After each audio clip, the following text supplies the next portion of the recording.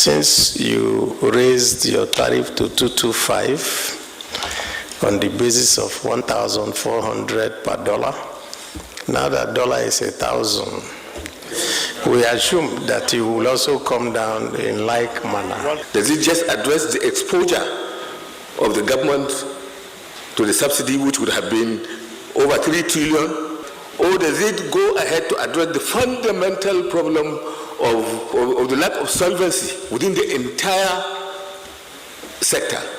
I'm not even talking about the poor people. I'm talking about poorest of the poor. I only hope, if you don't want to run into a large social crisis, and I hope you won't extend this magical increase. Minister, please hear me. In your ministry today, you have a department that is called generation, transmission, distribution, none for consumer protection.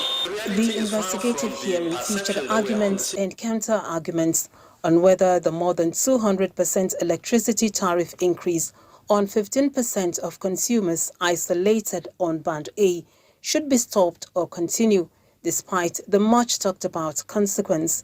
And even when we do have 20 hours of power, if we are to have 20 hours of supply, 225 Naira would certainly put us out of business. The discourse believe that the regulator, by the power vested by the Senate and the new Electricity Act, acted in prudence and in line with the Constitution. There's no way we can add this electricity increase now to petroleum subsidy removal at the same time and expect people not to be suffocated. Manufacturing for our own consumption, not even to talk about export, is a critical and vital part of our national development. And at the point where we are now, I don't see how most industries are going to survive. But the Minister of Power insists that the increase in tariff is a life support to the power sector, which, if removed, could lead to an avoidable collapse. The alternative will be worse.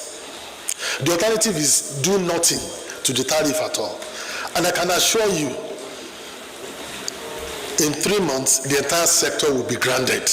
Authorities in the power sector gave assurances that the policy decision will have a positive impact by way of improved infrastructure, generation and distribution.